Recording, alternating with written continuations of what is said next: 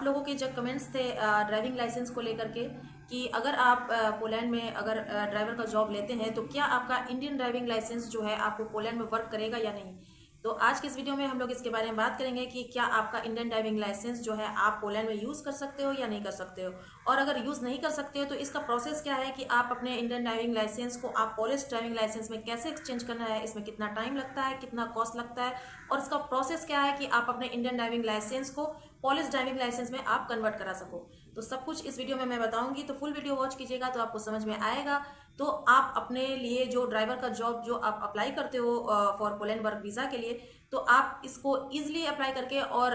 Free होकर के आप इसको एप्लीकेशन कर सकते हो। अगर आप पोलैंड में या यूरोप के किसी भी कंट्री में अगर आपको कार लेना है रेंट पर और वहाँ पर आपको ड्राइव करना है, तो वहाँ पर आप अपने इंडियन ड्राइविंग लाइसेंस को आप यूज़ नहीं कर सकते, क्योंकि यूरोपियन कंट्रीज़ जो हैं इंटरनेशनल ड्राइविंग लाइसेंस को ज़्यादा इंसिस्ट करती हैं। वो आपके ड्राइविंग लाइसेंस को एक्सेप्ट नहीं करती हैं और इसके बेसिस पर वो आपको कार भी जो है वो रेंट पर नहीं देती हैं। तो बेटर यही होता है कि आप उस कंट्री में जाकर वहाँ के जो रूल्स हैं, वहाँ के ड्राइविंग करने का क्या रूल्स है, उसको आपको फॉलो करके ही आपको कार रेंट पर लेना चाहिए और फिर आपको फ्रीली ड्राइव करना चाहिए। तो उस कंट्री के थ्रू, अगर यूरोपियन कंट्री के थ्रू अगर आपको ड्राइविंग लाइसेंस इशू किया जाता है तो आप पूरे यूरोप में फ्री होकर के कार ड्राइव कर सकते हैं। सपोज अगर आप इटली या जर्मनी जाते हैं तो वहाँ पर आप कार रेंट पर नहीं ले सकते, क्योंकि फॉरेन कंट्रीज जो हैं वो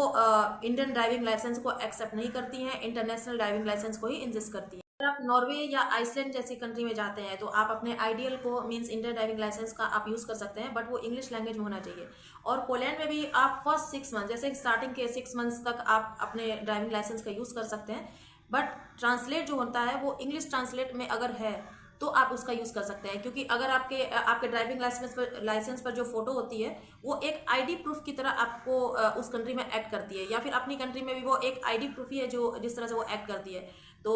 मेक श्योर कीजिएगा कि आप ये रिस्क मत लीजिएगा। फर्स्ट 6 मंथ तक के लिए अगर आपको इतना ज़रूरी है तो ही आप अपने ड्राइविंग लाइसेंस का ही यूज़ कर सकते हैं। उसके बाद जो वहाँ के रूल्स हैं उस रूल्स के अकॉर्डिंग आप अपने ड्राइविंग लाइसेंस को एक्सचेंज कराकर फिर आप ड्राइव कर सकते हैं।